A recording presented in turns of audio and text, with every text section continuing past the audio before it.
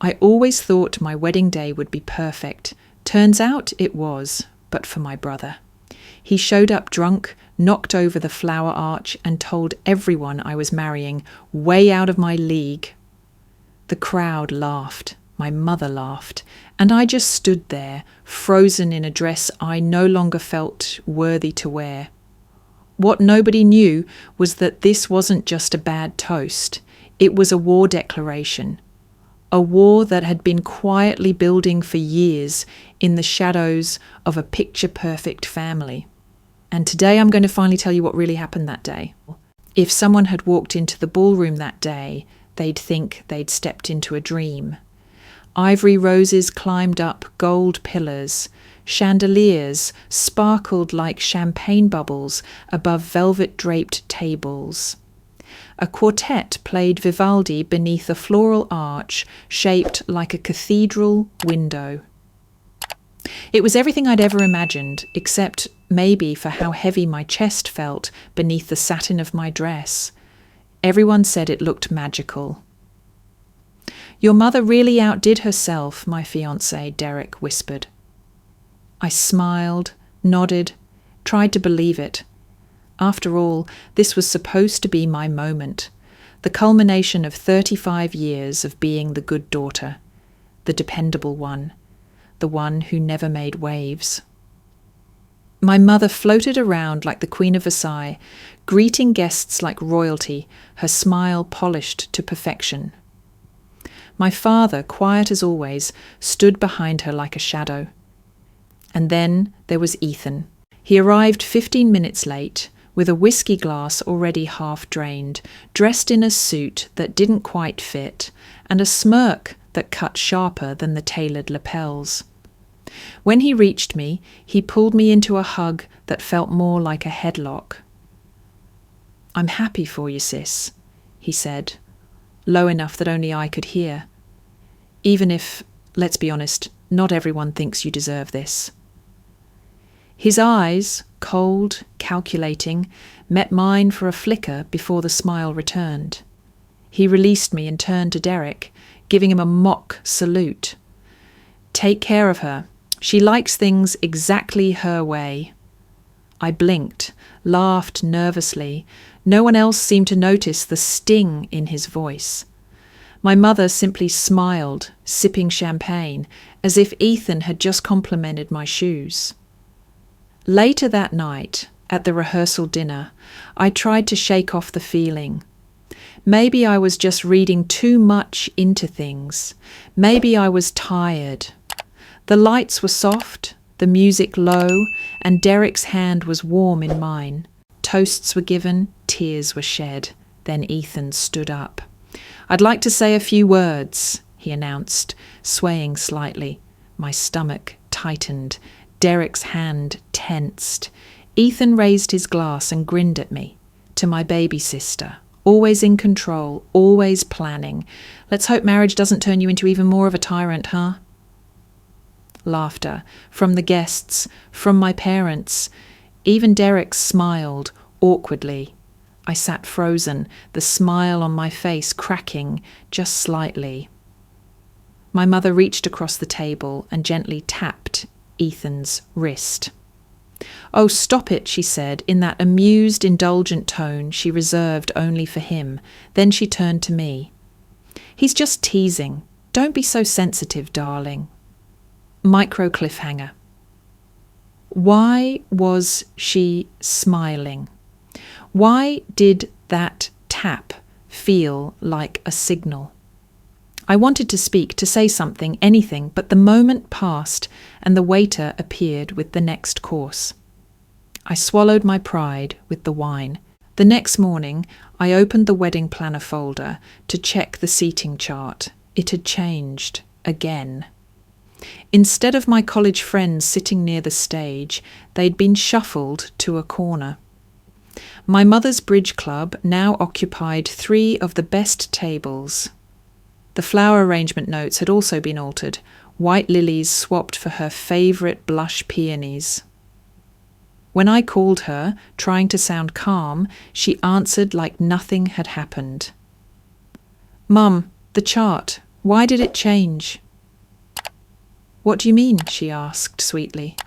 I never approved those changes. Of course you did. You just don't remember, honey. We talked about it after brunch last week. I hadn't been at brunch last week. I'd been out of town for a work presentation.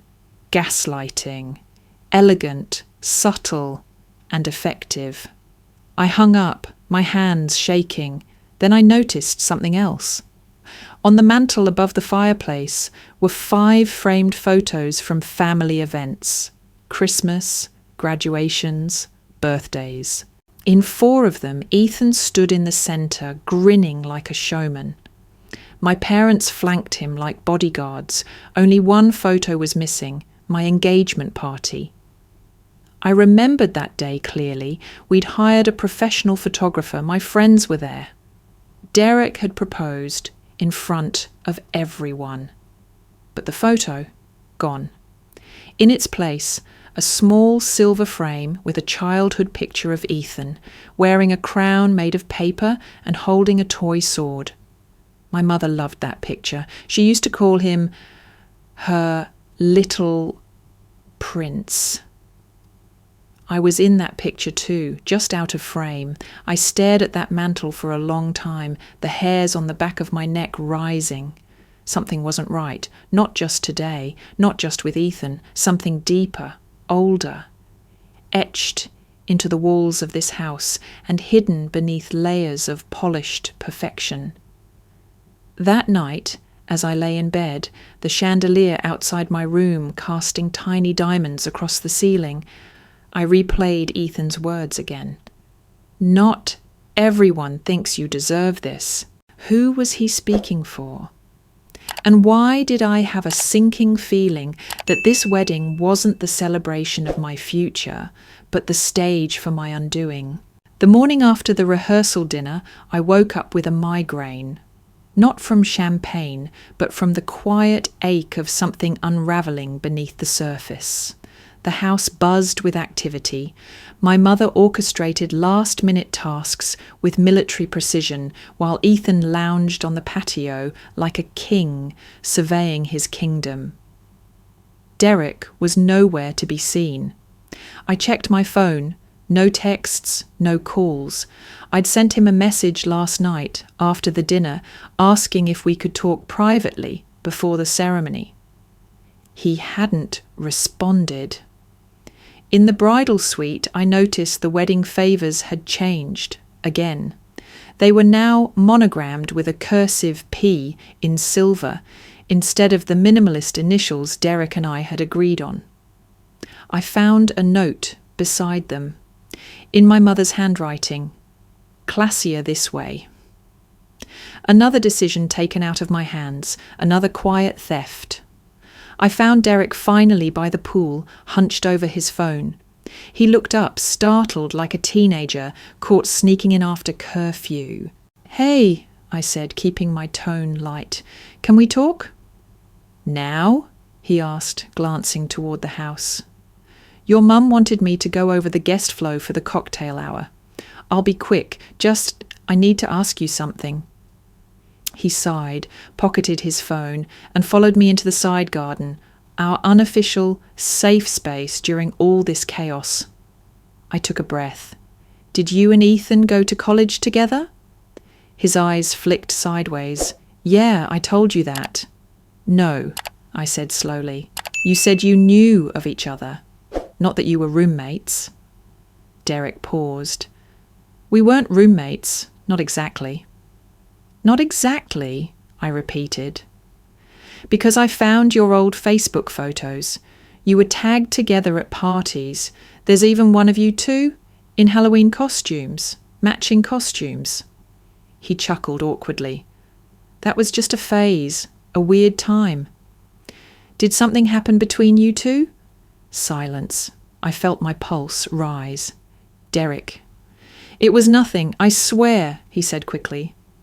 "We experimented, maybe, once or twice, but it didn't mean anything." My breath caught, not because of what he said, but because of how he said it, like it was a footnote, a discarded scene. And you didn't think I deserved to know that before we got engaged? It didn't feel relevant, he muttered. I turned away, suddenly aware of how quiet the garden had become. The leaves didn't rustle. The wind didn't move. Everything had stilled, waiting for me to process what I'd just heard. I need to think, I said, and walked away without waiting for a response.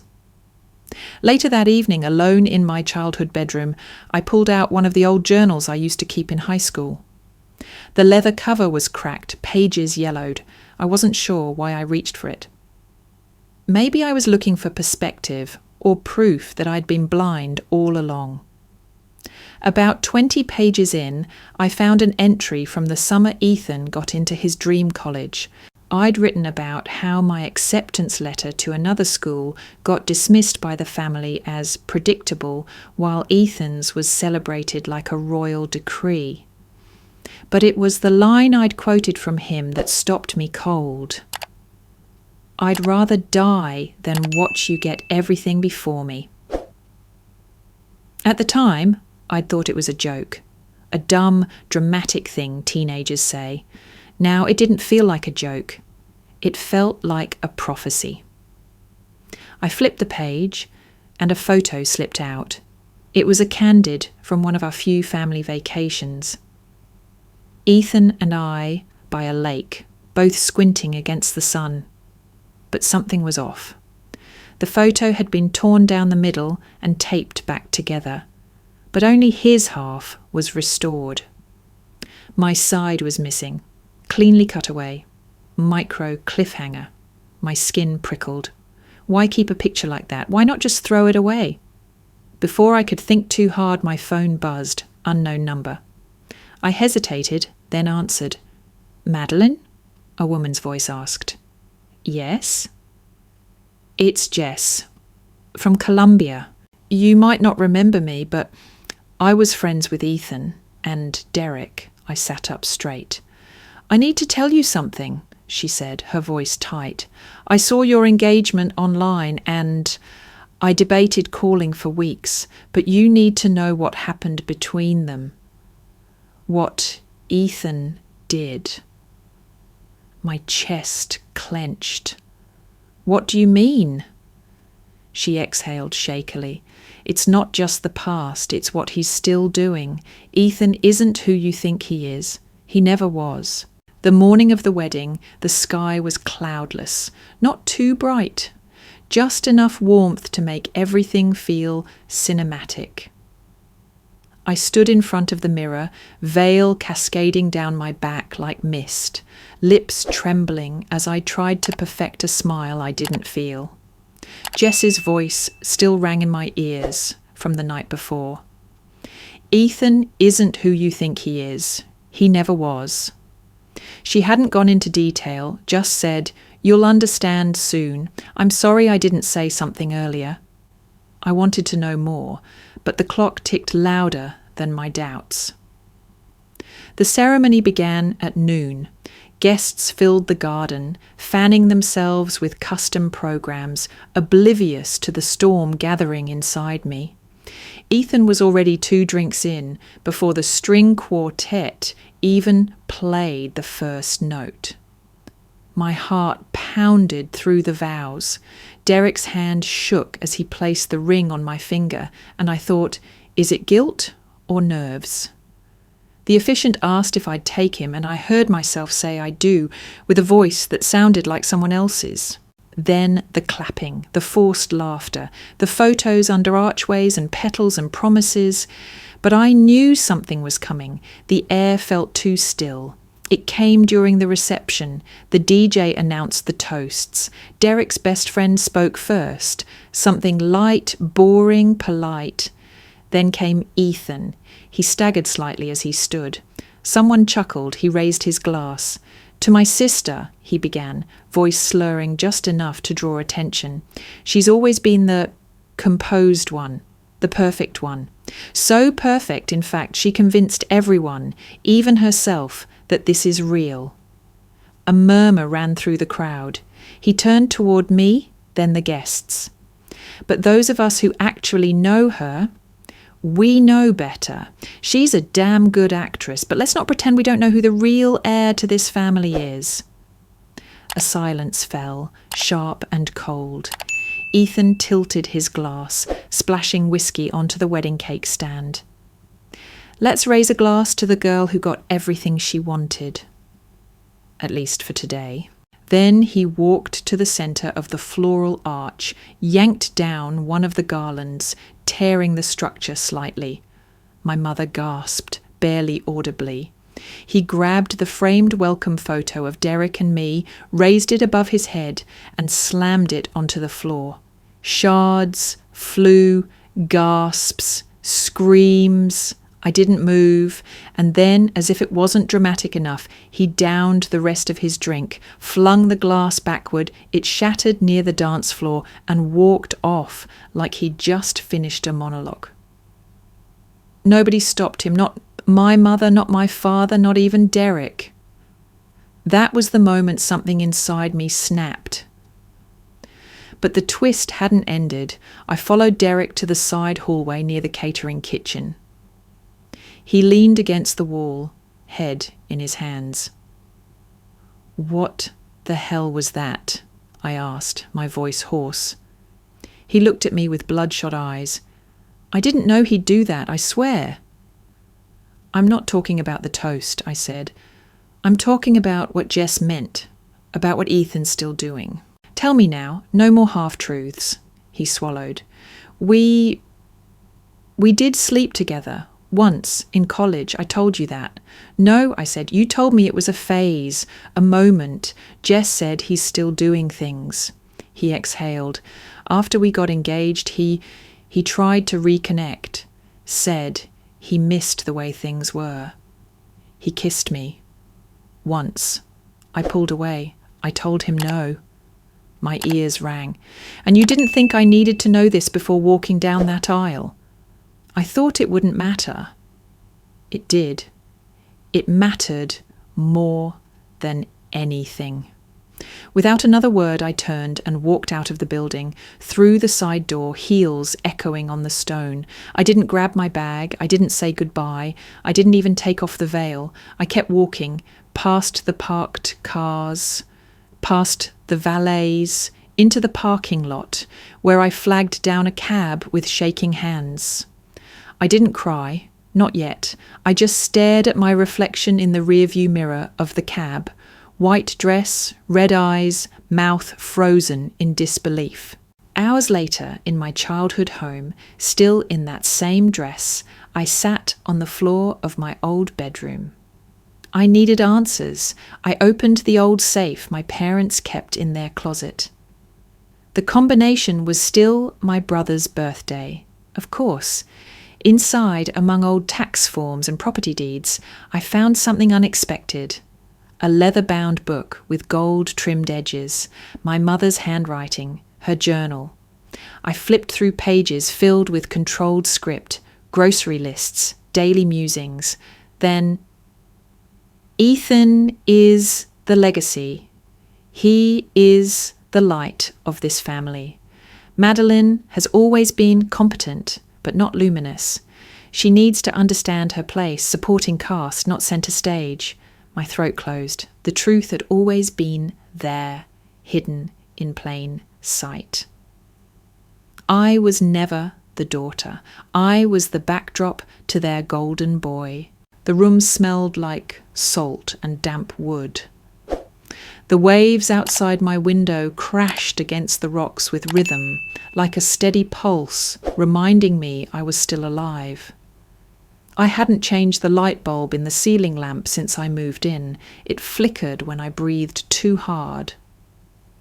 But somehow that flicker felt more honest than any chandelier back home. Every night I sat on the floor with my mother's journal in my lap, a pen in one hand, a notebook in the other. I created columns, one for Ethan, one for her, and started to map the patterns, events, comments, moments I once brushed off, now clicked into place like bones resetting. She minimized me in every room. He dominated every conversation. She praised his chaos as charm, while labelling my quiet as cold. He once accidentally deleted my college application essay from our shared computer. She said, "Well, maybe that school wasn't for you anyway." It wasn't favoritism, it was grooming. They needed me small so he could shine. I had been a buffer, a decoy, the child who performed without applause, while he stumbled and still received standing ovations. A comment from the journal sliced through me more deeply than I expected. If she gets married first, people will ask questions. Ethan needs to be seen as the pillar. She needs to wait. That wasn't just control.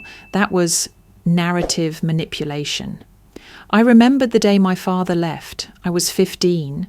My mother said he'd had a nervous break, that he was weak. She told me to be strong for Ethan, who had collapsed in tears, and blamed me.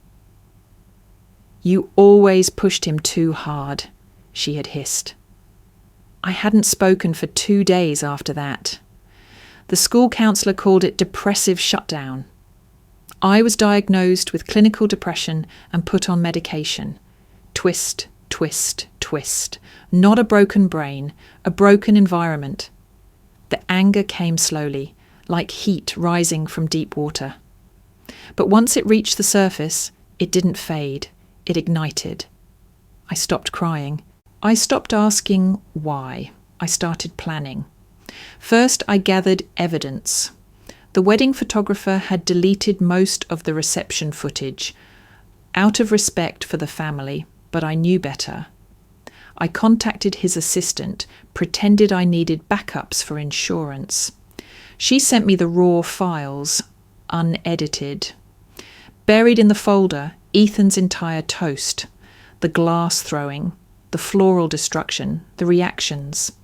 Every smirk, every flinch, every time my mother smiled instead of intervening. I saved the files, duplicated them, uploaded them to cloud storage under false names. I collected emails from my college inbox, messages from my mother, advising me not to apply to internships that would relocate me. "We need you close," she wrote. "Ethan is still finding himself." I dug out the birthday cards she gave him, lined with praise and validation, and compared them to the ones I received. Mine had more reminders than wishes. Stay focused, keep the family proud. The final piece came from a box buried in the attic of my rental cottage. Old letters from my father, addressed to me, never opened. Postmarked from Oregon, written the year he disappeared. One line struck me like lightning. "I wanted to take you with me, but your mother wouldn't allow it." The exile hadn't been his choice. It had been her protection of the throne, and I'd been its sacrifice. I launched the blog 2 weeks later. Bride without a family. It was anonymous. No names, no locations. Just one sentence on the homepage. My wedding wasn't ruined by chance. It was stolen by design. Then the posts began, one each day, short, precise, brutal. I recounted the emotional sabotage, the twisted toast, the childhood gaslighting. I wrote as M, never Madelyn. And I ended every post with a question for readers.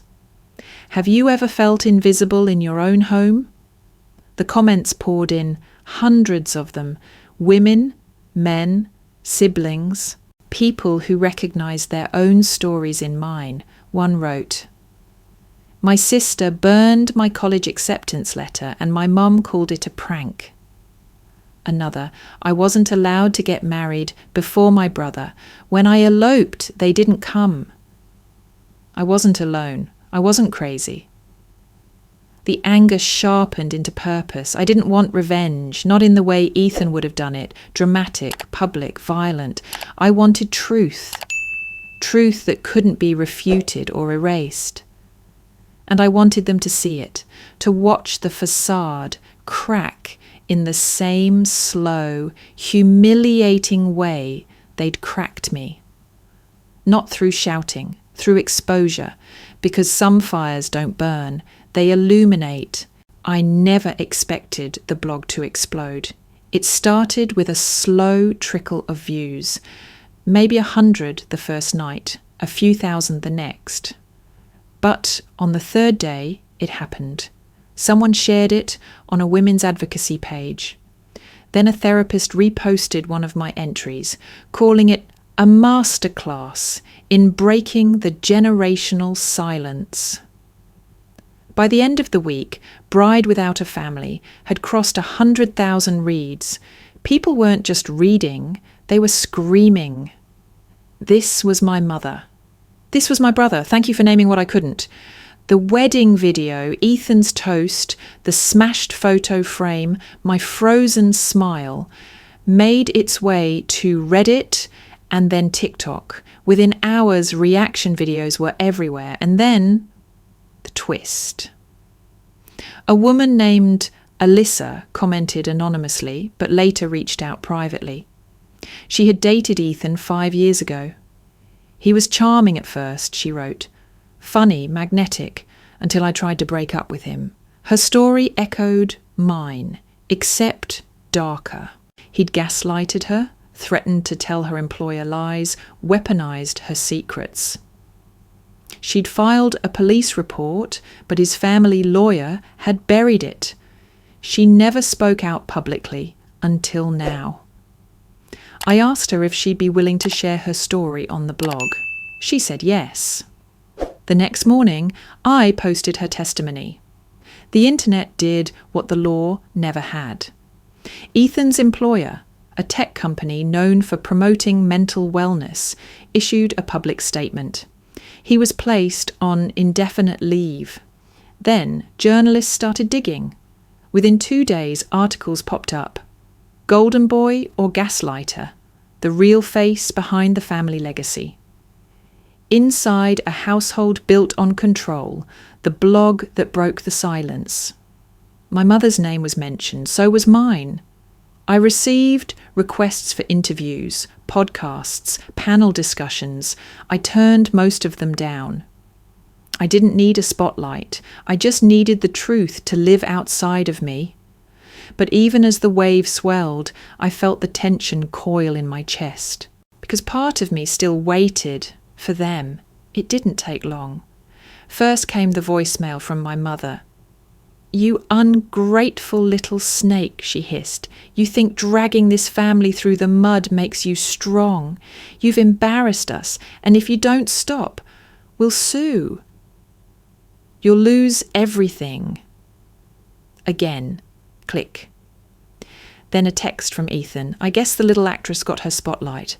Hope you're proud. I was drunk, sure, but you're cruel." He attached a screenshot of a public apology he'd drafted. I was struggling with addiction and grief. I made mistakes, but I loved my sister. She's chosen to twist our family's pain into performance. Classic deflection, no ownership, just damage control, dressed up as contrition. And yet, people bought it. Some commenters defended him, called me bitter, called him broken. That was the moment I realised, not everyone wants the truth. Some just want a version that hurts less. But the real reckoning hadn't come yet. It arrived in a manila envelope, no return address, inside a letter. The handwriting was unmistakable, sharp, slanted, unmistakably his, my father. I read the first line and stopped breathing. "Madelyn, if you're reading this, it means the truth finally found you." He hadn't disappeared. He had been pushed out. He wrote about years of emotional warfare, of being gaslighted by my mother, and accused of dividing the siblings. When he tried to intervene, when he suggested Ethan needed real help, my mother threatened to frame him as abusive, said she'd destroy his reputation.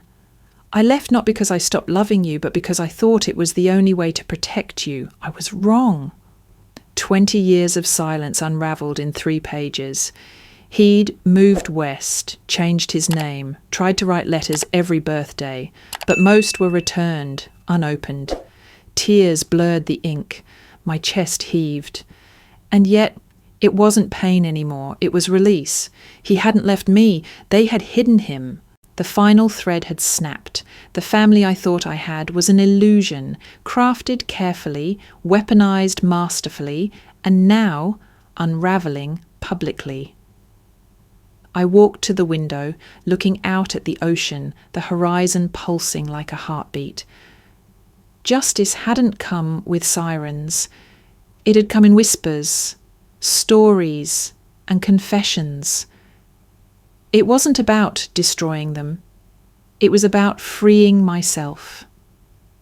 And now, with the letter clutched in my hand, I finally felt like someone had chosen me. The moment I hit publish on the final blog post, I signed my name. No more initials, no more anonymity. I wrote, "My name is Madelyn Parker, and this is the truth they didn't want you to hear."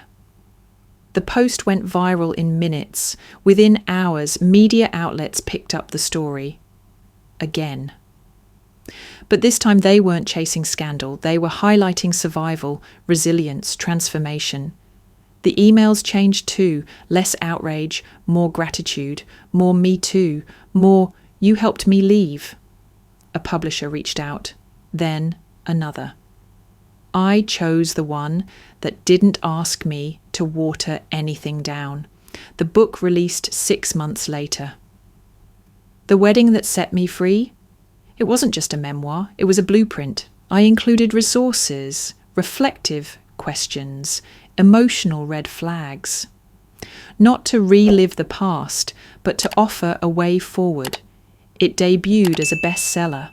I was invited to conferences, trauma healing panels, online summits. I walked into rooms filled with therapists, survivors, educators, and, most humbling of all, people who had no one else to talk to except strangers behind screens. They cried. I cried. We weren't alone anymore. Meanwhile, the family I'd left behind unravelled in silence. Ethan vanished from the public eye. Last I heard, he'd relocated to the Midwest, deleted his social media. His employer never rehired him. A quiet exile, the kind he once feared becoming. Fitting, I suppose. My mother. Less quiet. Someone leaked her financial records, connections to shell companies, irregular donations, missing non-profit funds. All roads led back to a name on the board of trustees. Ethan's. She was forced to resign from 3 charitable foundations. There were whispers of investigation. Nothing was confirmed, but she'd become smaller. Diminished in the circles she once ruled. But I didn't celebrate. I didn't gloat. It wasn't about revenge anymore. I had rebuilt myself, piece by piece, and found something they'd never been able to manufacture: peace. A year after the book launch, I moved to Colorado. The mountains felt honest, jagged, imperfect, immovable. I bought a small cabin near Telluride and converted the back barn into a retreat centre. We called it the Quiet House. No phones, no mirrors, no judgment, just space. Space for women trying to untangle their stories. Space to grieve what was taken, mourn who they had to be, and discover who they were becoming. I didn't position myself as a guru. I simply held the door open. It was during our 4th retreat that the twist found me. Her name was Karen, mid-50s, soft eyes, nervous hands. She spoke little the first few days, sat in the back of the circle, took notes but never volunteered to share. On the final night, during closing reflections, she asked to speak. "I almost didn't come," she said quietly. "My son, he went through something a few years ago. He was engaged. The wedding didn't happen." My breath caught. She looked directly at me. "I know who you are, Madelyn." The room went still. she continued, voice shaking. I'm Derek's mother. The walls tilted just slightly. I didn't know everything, not then, but I saw how broken he was after you left. I blamed you until I found your blog. A pause, a tear. It changed me, made me question things I never had the courage to face, about my own marriage, about how I raised him, about the control I allowed in our family. She stepped forward. I don't know if you'll ever forgive him, or me, but I needed to say thank you. You didn't just save yourself, you saved my son, and maybe me too. There was nothing to say, so I stood, walked over, and hugged her, not out of obligation, out of understanding, because healing isn't always loud. Sometimes it whispers, sometimes it trembles, sometimes it stands on a snowy mountain, wrapped in silence, breathing in a life that finally feels earned. A week later, I stood alone on the ridge behind my cabin. Snow falling in soft spirals, no audience, no blog, no family legacy hanging around my neck like an anchor. Just air, just sky, just me. And for the first time in 36 years, I wasn't performing, I wasn't explaining, I wasn't shrinking to fit anyone's frame, I was simply free.